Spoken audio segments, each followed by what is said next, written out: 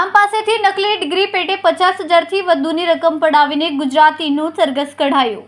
એકે તો કહ્યું કે મને 1999માં નકલી ડિગ્રી આપી હતી। નાણાકીય વ્યવહારોની પોલીસે તપાસ શરૂ કરી।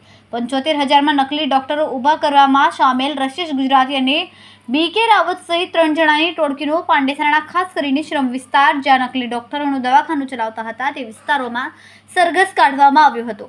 આ ટોળકીએ વધુ 4 નકલી ડોક્ટરોને બોગસ ડિગ્રી પધરાવી લાખોની રકમ પડાવી હોવાની વાત સામે આવી છે, જેથી આગામી દિવસમાં ત્રિપુટી ટોળકી સામે વધુ ગુનાઓ દાખલ થાય તેવી શક્યતા છે। પાંડેસરા પોલીસે બોગસ ડિગ્રી આપનાર 3 સૂત્રધારો અને 11 બોગસ તબીબ સહિત 14 જણાની ધરપકડ કરી છે।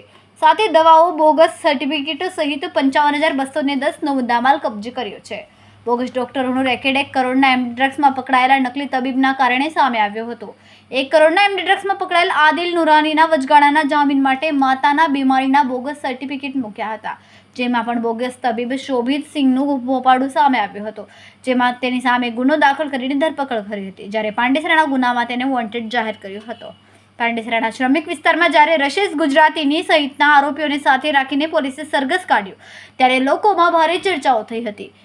એક વ્યક્તિએ તો કહ્યું કે અમે તો વર્ષો સુધી આવા તબીબો પાસે દવા લીધી છે, તેને જ ખબર કે અમને શું ખવડાવી દીધું। આવા તબીબો સામે પોલીસ જે કાર્યવાહી કરે છે તે યોગ્ય છે અને તેમને વધારેમાં વધારે સજા થવી જોઈએ। આજે આ ડૉક્ટરો છે, બંને બેઠેલા ડૉક્ટરો, એના રિમાન્ડ દરમિયાન આજે એને કોઈ એક એવી સિરીઝ ગુજરાતી ઇરફાન અને ભૂપેન્દ્રએ એવી કબૂલાત કરેલી હતી કે અલગ અલગ વિસ્તારોમાં જે એના તરફથી જે સલ્ટી ઇસ્યુ કરવામાં આવેલા છે, જે ડૉક્ટર બનાવવામાં આવેલા છે, તો તે ડૉક્ટરને જે જાતે આવી અને બતાવવા માગતા હોય, જેથી આરોગ્યની ટીમ અમે સાથે રાખી અને એ જગ્યા પર લાવવામાં આવ્યા છે। અને હાલમાં જે 3 થી 4 જગ્યાએ બતાવવામાં આવ્યું છે તે તમામ 2-3-4 જણા જગ્યાએ આવ્યા છે તે બધું હાલમાં બંધ છે।